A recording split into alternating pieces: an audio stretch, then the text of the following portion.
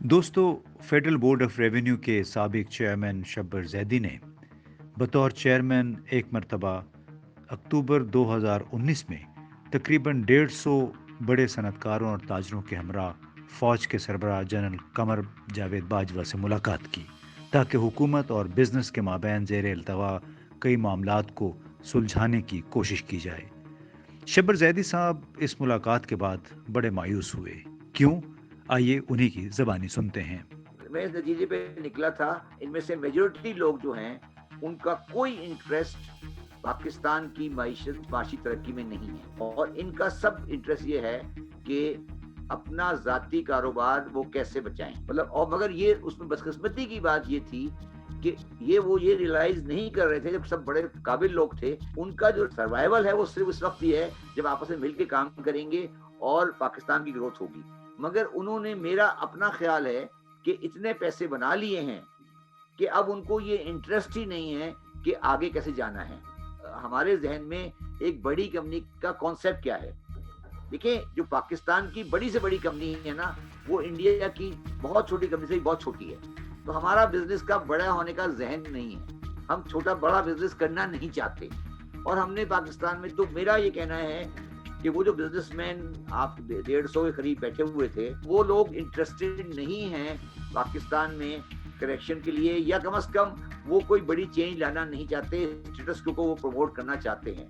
आखिरी बात वो ये है कि उसमें एक बड़े मशहूर आदमी ने कहा कि करप्शन बहुत बढ़ गई है। बड़ा अच्छा जवाब दिया था हमारे चीफ साहब ने कि सर तुसी सारे ने सिखाई है, हुण तुसी कह रहे हो बढ़ गई है। तो सवाल अब ये है ना सर कि मैंने जो चीज नोट की उसके अंदर, इम्तियाज साहब, कि एक बड़ी इंटरेस्टिंग बात आप नोट करें कि अमेरिका में जो इस वक्त अमीर लोग हैं ना सारे, उन सब की उम्र 50 से लेकर 40 से 50 के दरमियान में है। हमारे यहाँ कोई कॉन्सेप्ट रिटायरमेंट का नहीं है।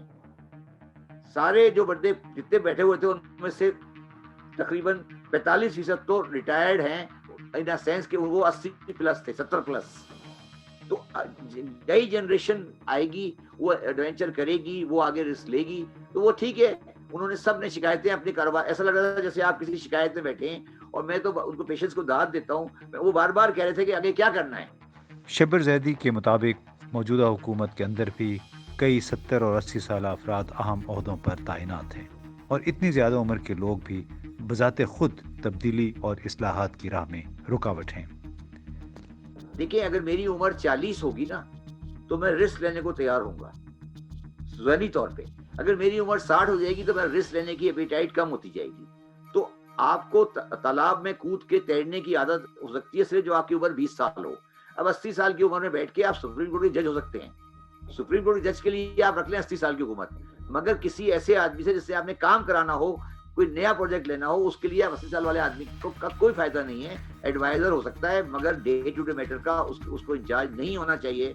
आप मुझे बताइए कितने बंदे अमेरिका में इस वक्त गवर्नमेंट में हैं जिनकी उम्र 60 से ऊपर है? इसको समझने की बात है ना। हम सोचें, अभी आप देखें बाइडेन आए हैं गवर्नमेंट की, उनका रोल वो नहीं होगा क्योंकि एज बहुत चली गई है। आज की दुनिया में वो नहीं हो सकता। मुझे कंप्यूटर खोलने में 4 घंटे लगते हैं, मेरा बेटा 1 मिनट में खोल लेता है। तो वो अब दुनिया चेंज हो गई है, तो अब उसको पीछे हटना चाहिए। तीसरी आखिरी बात सर वो ये है कि जो जिनकी आप बात कर रहे हैं पुराने लोगों की, जिस इकोनॉमी से ये डील करते रहे ना जी, वो अब इकोनॉमी है ही नहीं।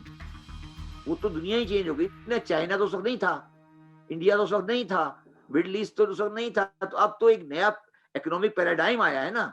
तो जिन लोगों ने पीएचडी की थी 1970 में, उनकी पीएचडी अब टेक्निकली रिलेवेंट हो गई है। मेरे तो जाती व्यू ये है कि मेरी भी रिलेवेंट हो जाएगी। तो अब जब आप अपनी तालीम को अपडेट नहीं करेंगे, अच्छा कोई किताब नहीं लिखता, कोई आर्टिकल नहीं लिखता, इसलिए तो आपकी नॉलेज तो अपडेट नहीं हो रही ना कि दुनिया में क्या हो रहा है। तो जब तक ये आपकी नॉलेज अपडेट नहीं होगी, आपका, देखिए मैं सबसे ज्यादा मुझे अफसोस है ना, वो इमरान खान साहब की जात पर है। इतना शरीफ और इतना सिंसियर और इतना ईमानदार आदमी पाकिस्तान को नहीं मिलेगा। मगर सवाल ये है कि उसको एडवाइस कौन दे रहा है? जो उसको एडवाइस दे रहा है वो बिल्कुल सिंसियर है वो भी, मगर वो जो एडवाइस दे रहा है वो जिंदगी में कभी जुना मार्केट नहीं गया या आजमगढ़ मार्केट के अंदर दाखिल नहीं हुआ। उस बेचारे को क्या पता कि जुना मार्केट में या आजमगढ़ मार्केट में क्या होता है, सुतर मंडी में क्या होता है। प्रॉब्लम उसको ये आ रही है। ये भी तो है कि उन लोगों के अपने भी मफादात भी तो जुड़े हुए हैं। देखिए, मफादात नहीं, मफादात तो चलो होंगे ना, चले अपने शोबे में मफादात होंगे ना कि वो अपने चले जी एक वफादार उनकी एक फैक्ट्री है शुगर की, तो वफादार आ गए, मगर जो बाकी मैटर में तो सिंसियर दे सकते हैं ना एडवाइस। मगर मेरा पॉइंट ऑफ व्यू ये है कि जो लोग इस वक्त डिसीजन मेकर हैं पाकिस्तान में, उनका नॉलेज बेस क्या है कारोबार के बारे में, मैं ये कह रहा हूँ। अच्छा, उसकी वजह ये है कि वो हमारा नॉलेज बेस दुनिया में कहीं नहीं होता, मगर मीडिया और एकेडेमिया आपको देता रहता है इंफॉर्मेशन जो आपकी डिसीजन मेकिंग में काम आती है। अब पाकिस्तान में ना मीडिया ये काम कर रहा है, ना ये एकेडेमिया काम कर रही है। तो अब जैसे फॉर एग्जांपल आप ले लें, आज एक्सटेंशन हुई है कंस्ट्रक्शन कॉन्ट्रैक्ट के वाले, जो कंस्ट्रक्शन वाली एमनेस्टी की, ठीक है ना जी, आज एक्सटेंशन हो गई। आप मुझे बताएं कि ये डिसीजन एक्सटेंशन का कैसे लिया गया होगा, आप जरा इसका प्रोसेस सोचें। क्योंकि देखिए, जब आपने इसको आज शाम को जब ये खत्म हो गया दिया, ये अच्छा चीज नहीं है। आपको 1-2 हफ्ते पहले कहना था हम इसे बढ़ाने जा रहे हैं, सिंपल एज दैट, क्या फर्क पड़ता। व्हाट पॉइंट इज के इसका मतलब है कि डिसीजन लेने वाला बड़े अजीब तरीके से डिसीजन ले रहा है ना, सवाल ये है। शब्बर जैदी का यह भी कहना है कि पाकिस्तान में फैसला साजी बज़ाहिर अब भी बुनियादी तौर पर पुरानी डगर पर चल रही है और इस तर्ज हुक्मरानी से मईशत को तरक्की की राह पर डालना मुश्किल होगा।